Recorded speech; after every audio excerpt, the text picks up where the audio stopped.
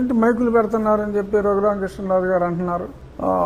అంటే మీరేమన్నా పెళ్లిళ్ళు చేసుకుంటే మైకులు పెట్టుకోవట్లేదా అని ఒక వితండవాద ప్రశ్నలు వేశారు. పెళ్లిళ్ళు చేసుకుంటే మైకులు ఎవరు పెట్టుకుంటున్నారండి?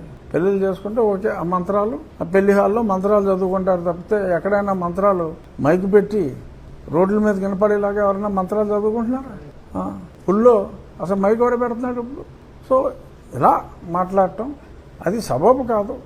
ఎవరి మతం వారు ఆచరించుకోండి. ప్రభుత్వం కొన్ని పరిమితులు పెట్టింది.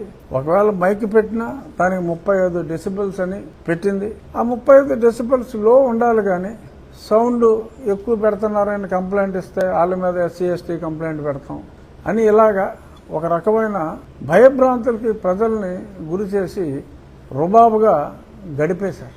అలాంటి రుబాబులు చెల్లవు అని డెఫినెట్గా ప్రజల్లో ఒక స్పష్టమైన అవేర్నెస్ అయితే వచ్చింది.